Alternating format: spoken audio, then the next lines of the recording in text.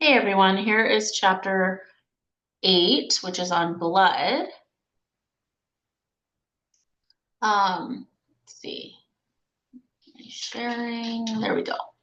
Okay, so blood is actually pretty cool stuff. Obviously, you need it to stay alive, but blood is actually considered a tissue because it's different types of cells working together on, completing a task. And it's not an organ, but it's considered a tissue, which seems weird because it's moving around, it's not fixated, but it is a sticky fluid. It's made of plasma, which is the yellow stuff, blood cells, your white and red, and then platelets, which are the ones that clot together. They're pieces of cells.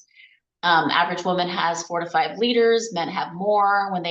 When you donate blood, they take about a liter, and it's mostly made of water, right? So plasma is actually half of it, and that's mostly made of water. And then there's water in the cells. And plasma, the reason that you can donate it is because it has a lot of good stuff in it. It has proteins and let's look here, hormones, proteins, ions, glucose, simple sugars, amino acids, dissolved gases, and communication molecules. And the reason why they can't just like stir that up and give it to people is because the hormones are really hard to make, and some people can't make those hormones, and enzymes too. Some people don't have the genes for it, and so they need plasma infusions. So here's the composition of blood. You can see here that I don't know what percentage there, 50 to 60% is plasma, depending on the person and the day. And most of that's water. And then you have this white part. These are your white blood cells, that little layer there. And then you have your red blood cells and platelets. And if you let your blood, like your blood just looks red, but if you let it settle, you'll see the plasma settle out of it and it looks yellow. And then you can see here your red blood cells, white blood cells, and then platelets, which are pieces of cells, and they help you clump when you're bleeding. Your blood cells start from one stem cell. A stem cell is a cell that can turn into many different cells. It depends on the type of stem cell, how many types of cells they can turn into, but they make then myeloid stem cells and lymphoid stem cells, and then those turn into different things, which is very cool. So the lymphoid stem cells turn into B and T lymphocytes, which are special types of white blood cells. Cyte means cell, and then lymph would be referring to your lymph system. And then the myeloid stem cells either turn into these megakaryocytes, which break up into platelets. So platelets are just broken up megakaryocytes.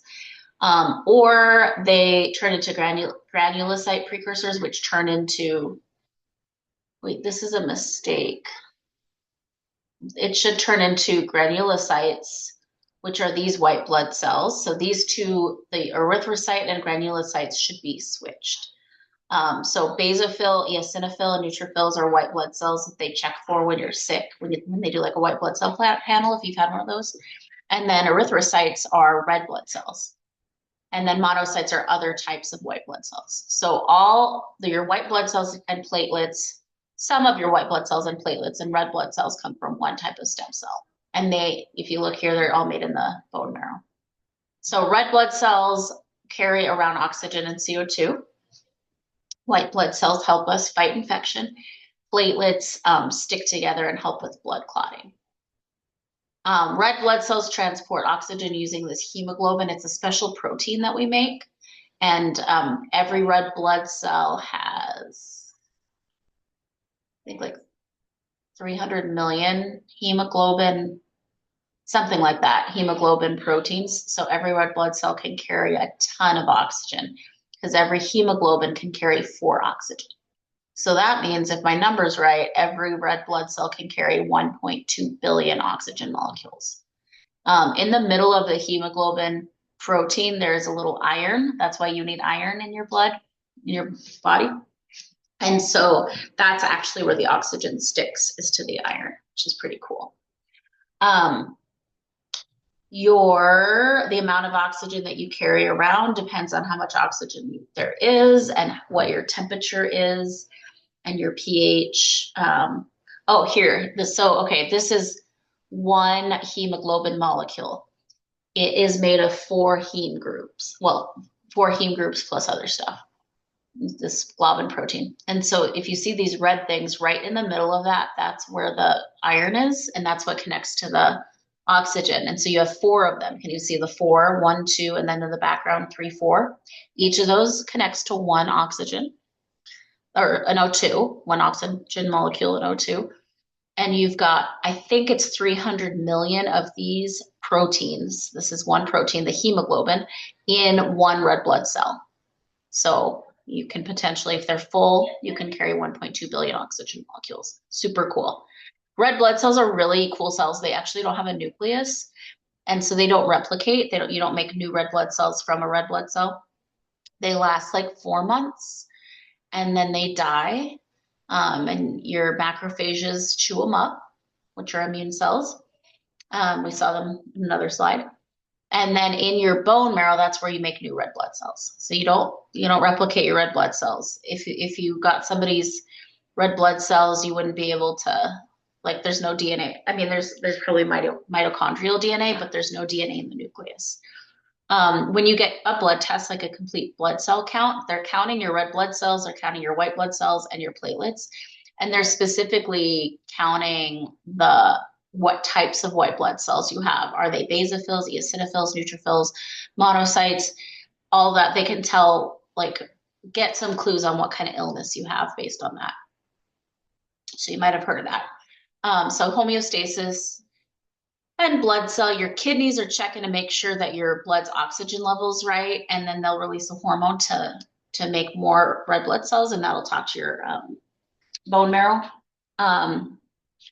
Blood doping is something that they do in athletics, I guess, where they store your blood cells and then they can inject it. So maybe they make you practice on low number of cells, and then they inject you with your red blood cells, and you have an advantage. And I don't know if they can track that. I'm not sure if they can test for that. So there you go. So your kidneys check in to make sure that you have enough oxygen. And if you don't, it's like, hey, we need more red blood cells. So it sends this erythropoietin to your bone marrow to say, like, hey, let's make more red blood cells. Okay.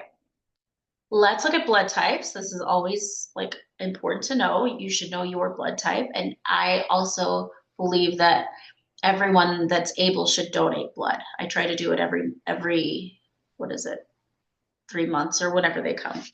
2 months, I don't know. So blood type depends on little molecules that you have coming off of your red blood cells. So let me find a picture and I'll try to explain this.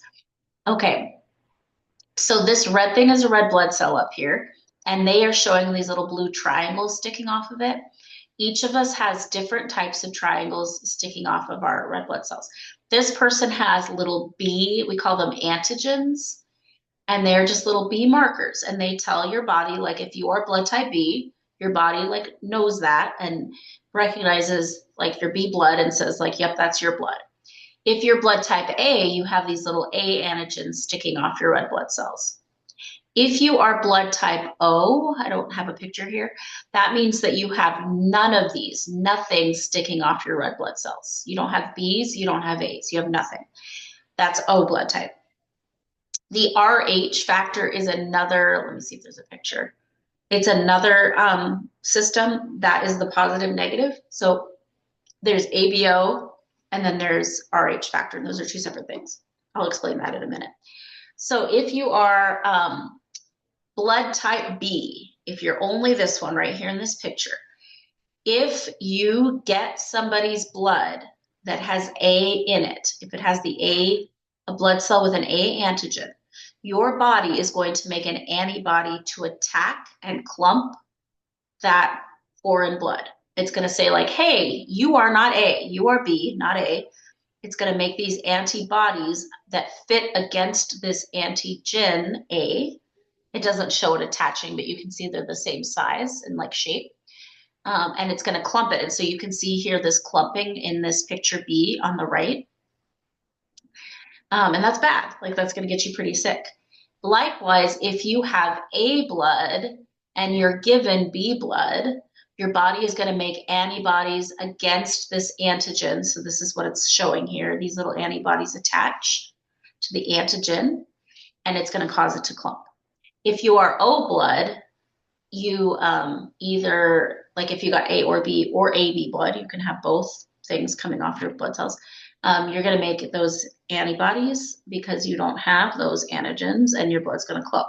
So the good thing is if you are O blood, you do not have, your little blood cells are naked.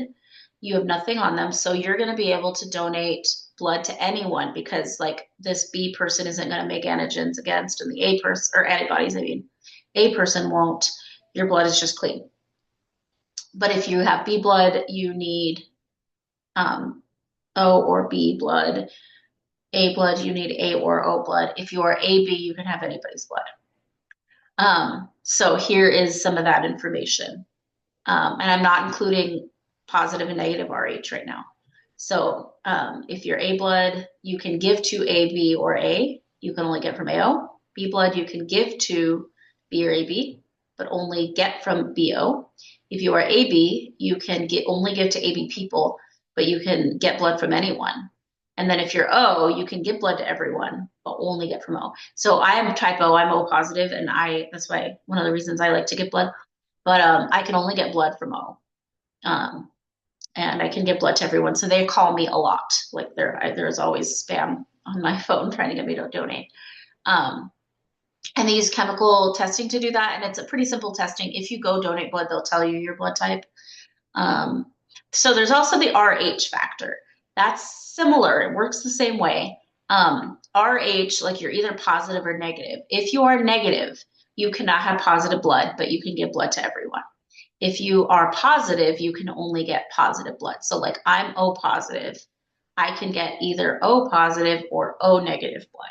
So hopefully that's not confusing, but one of the things that happens with the RH factor is when a woman is pregnant, if the woman is RH negative and the male is RH positive, or this also happens with the ABO. So like imagine the same scenario with ABO. The first pregnancy is fine. Here's why. So let's say, okay, here's RH positive man, RH negative mom. The baby is RH positive, like the father. So there shouldn't be very much blood flow in the placenta. So even if the mother like gets some of the baby's blood, a little bit of transfer, she's going to make antibodies against that baby's blood because she's RH negative. But it shouldn't hurt the baby. Baby's born, everything should be fine. But then the next baby, you already have built up antibodies like the following pregnancy in your blood. And so usually during birth, that's when there's any transfer of blood between mother and baby. And the antibodies are going to attack the baby's blood and it's going to cause jaundice. And so then the baby has to stay under the light, the blue light, for a while. They usually test your blood and know that that's coming if that's the case.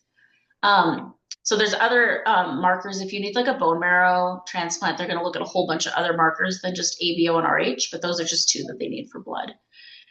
So when they take your blood, when you go to the doctor and they take your blood, they can look at a lot of different things in your blood because it's circling through your body all the time.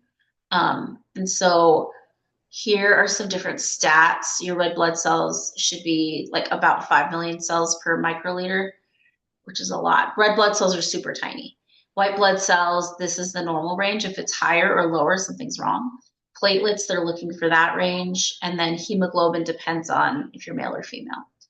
And hematocrit too. So those are some levels. These are some tests that they might do on you and like what they're for and what they show. So that's a nice handy chart. And then now let's look at what happens when you start bleeding. So you have hemostasis. That means stopping bleeding. So this is the process that happens when you have a blood vessel that ruptures. The first thing is the vessel wall contracts and tries to like lessen the bleeding. And then platelets are going to arrive, and those are pieces of cells. They're going to like clump together and make a little clot to stop the bleeding. Obviously, sometimes they don't, and you have to put pressure and get medical help. Serotonin is released to make the spasm longer so that it contracts the blood vessel and to get more platelets to come. And then your blood's going to coagulate in a clot, which we've probably all seen. And then eventually it'll form a scab and all of that. Sometimes people have problems with clotting, but there's this protein called factor X that's activated. Sometimes people do not have factor X, but that's supposed to help with clotting. There's this thrombin enzyme that helps with fibrinogen that's going to cause like this connective filament thing to form and start you healing your skin back together. Um, Thrombosis is also a clotting mechanism. Um, and you're releasing hormones all the time, and that's going to attract the other good guys to the site to help. Okay, so here's what it looks like. You're bleeding. Your blood vessels are going to contract. You can kind of see that in the picture. And then you're going to get platelets to form, and then eventually it's going to cause a clot, hopefully. So embolism is when you have a clot in the bloodstream. These are very dangerous. So this is just a clot that's trying to go through your blood vessels, and it's going to cause a blockage, and it can cause a stroke. So you've probably heard of blood clots, people having them. They're major. So anyway, these are the steps to wound healing, which we kind of went over already. And here is a picture of that. So you can see it all tries to repair it and put it back to normal, and sometimes you end up with a scar. And then here's stuff on blood donation. I think that everybody that can should donate blood. And then some blood disorders. You can have an anemia, which is where you're not making enough red blood cells for some reason. There's different causes. Malaria is a disease that's caused by mosquitoes that affects your blood. And then you can have white blood cell diseases like infectious mononucleosis. It's caused by this Epstein-Barr virus. You can have HIV, which attacks your white blood cells, and then leukemia is blood cancer.